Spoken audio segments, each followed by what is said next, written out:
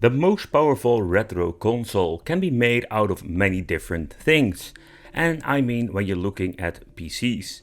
However, I don't want to build myself like a massive PC where we can do some retro emulation with. However, I want to focus on smaller, tiny boxes that we can actually rebuild and put some Batocera on, or maybe Windows, but just let's do a little bit of a chit chat, what are options and what I reviewed here on the channel. Our focus of today will not be, let's say, with gaming boxes plug and play, because most of them you can just buy are not really plug and play and most powerful. And also, if you're going to be watching this video later in the future, the PCs will be replaced by even more powerful one for the same amount of money, so that's even only better. So we're getting more performance, and we don't need to forget that emulators are getting updates, so having overall better performance on less power. And overall, when you're combining all of these factors, resulting that we're having crazy emulation performance on these most powerful devices. So let's get into it and let's do a quick overview of a couple of mini PCs that I've been rebuilding and having a lot of fun with, and also how and what.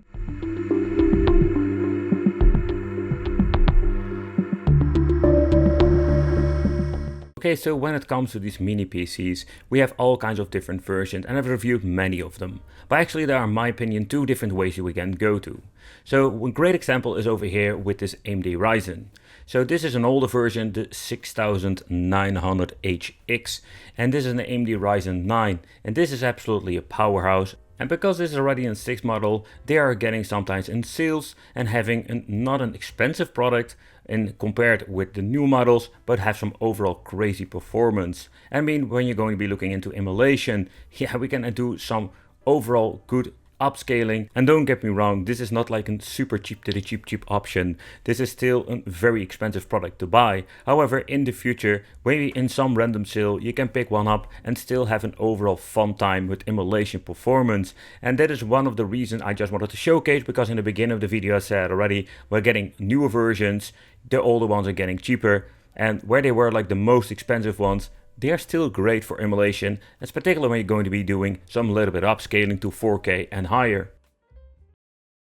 So this was actually the most powerful retro gaming machine they released from the Super Console X line. However, this was just a mini PC you can also buy separately, and that's the reason I wanted to focus on the mini PCs, because this particular solution has also been upgraded, and also bought that one too, and I did some crazy cool emulation and gaming on these devices. But what China does, we can also do it ourselves, and I mean particularly when it comes to adding some Batocera to it, because that is the thing they're doing. So this G6 Super Console X was very expensive, and I just wanted to pick it up anyway. However, when you're going to be looking at the PC, the design was quite nice, but specification wise, so this thing, I love the design, but it has like an overall, let's say, an older i9 9th generation 8 core in it with an GTX 1650.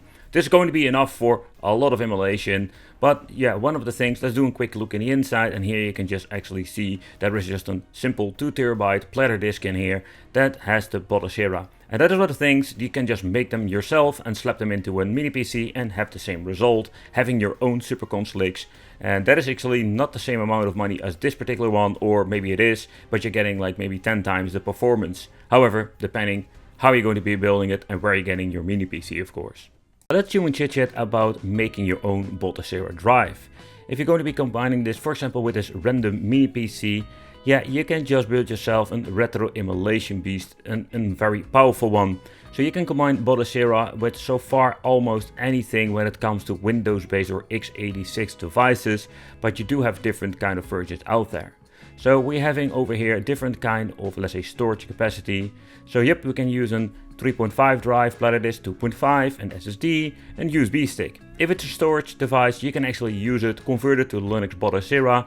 You can just plug it into the PC, and we just have the option to emulate or build yourself an image and emulate all kinds of games. And if you're going to be doing this with a very expensive device, yeah, in this case, we can build ourselves a very cool machine that can play, so far I understand, anything. However, so it depends what kind of storage you're going to be picking, because the platter disks are still very cheap to get. So let's say 2TB are like new, not expensive. So of course a thumb drive is more like a plug and play solution you can bring with you. But like an SSD or a microSD card, they are like super expensive compared with a platter disk. So take your pick, But if you want to spend a lot of money, you can get yourself an SSD or get a platter disk, and they're like really cheap and you get like massive storage, and you're going to be needing it if you're having a lot of games like PlayStation 1. You can use an external enclosure, for example, just install Batocera there and you can just plug it in through the USB port. Recommended, of course, in 3.0.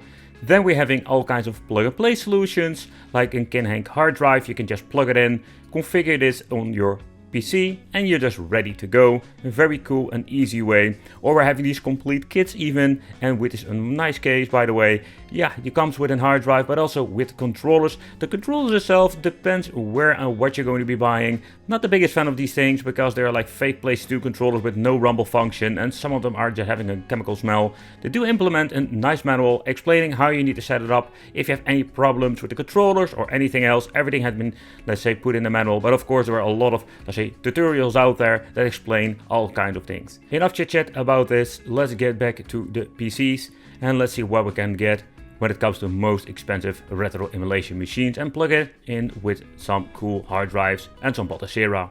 But getting into the most expensive, yeah, that was actually one of the most expensive gaming PC emulator retro devices I actually picked up. So this was an i9 and 12th generation with an RTX 3050 in the inside, and the 3050 was, by the way, also in the Ti. However, they also have now a 4060, and later on in the future is going to be having more power for the same amount of money actually. However, this i9 was a quite nice powerhouse when it comes for emulation and performance itself.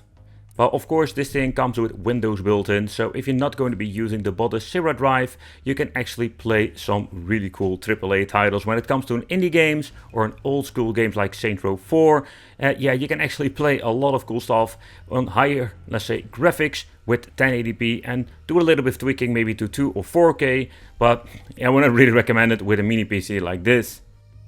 Turn around when it is safe to do so.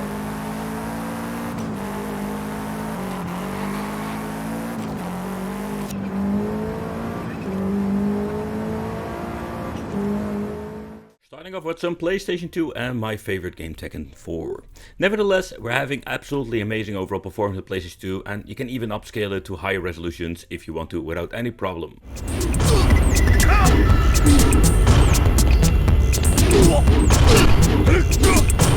So what is really convenient if you're going to be loading up PlayStation 3 games with such a powerful chip, the loading times are so significantly shorter compared to, let's say, the low-end chips I've checked out in the past.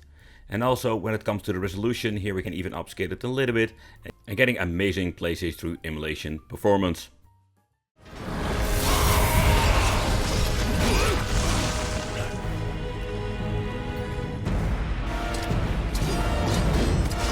PlayStation Portable, no restrictions, we can put it in the highest setting and everything set to the maximum level that makes these games look absolutely stunning.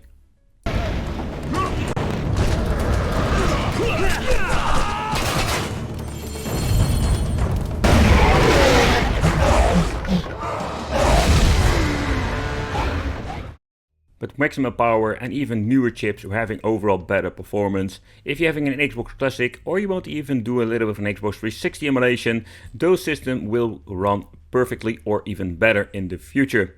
Of course, we're having already some emulator updates throughout the years, so we're also going to be better performance on these lower end or older chips. So in overall, I think it's quite cool to see what you can do, and with the most powerful PC, yeah, we can play all kinds of emulation to a point that we have no limitations at all. But with a lot of power, we have so many cool emulation possibilities. With the Emulator for Dreamcast, we can even put it on the highest settings, no problem whatsoever.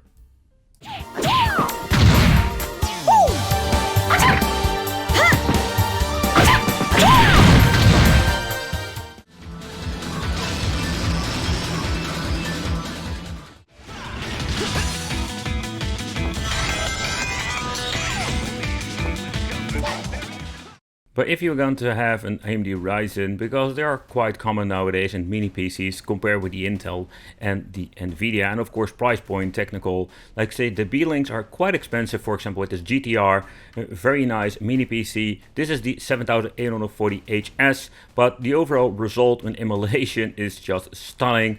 And yeah, what I mentioned before, this is another example where we're having older chips and we do still have like crazy overall performance where we can upscale all the way up to 4K random resolution with many platforms. Having PlayStation 2 emulation on higher resolution, it's absolutely nuts. However, there are so many different PCs out there, but the Beelink are more like a quality and a common one. So if you're searching for something that is maybe a little bit more reliable or having full warranty, if you're going to be buying this from the Beelink itself or in like an Amazon or some kind, yeah, we can actually do that with Beelink and still have an overall great performance at AMD Ryzen. But yeah, they're absolutely in the most expensive, let's say, retro emulation devices, because these Beelinks, in particular the high end, are going to be very expensive. But also Beelink had different kind of AMD Ryzen versions and smaller editions. So if you have like let's say less options but a more compact design, also Beelink have you covered. So this is the 8000 series, and of course a little bit more powerful, but to the point. I think with the price point, yeah, you do have like crazy emulation performance. Yeah, and there is a like significant difference between the 6, 7 and 8 and later on the new versions. But still, this is another cool way to play with Beelink and having some overall great performance with emulation itself. Technical, like when you're looking at it, you have all kinds of different options, and when it comes to most expensive and you really want to burn some money, these are one of those options. You can actually pick out a couple of systems and just emulate all kinds of stuff on higher resolutions. Thank you all for watching. Consider subscribing. Let me know in the comments which version of the mini PC do you prefer, or do you have an other option you emulate your stuff with. Thank you all for watching. Consider subscribing and hit the bell, and it will be great to see you in the next video.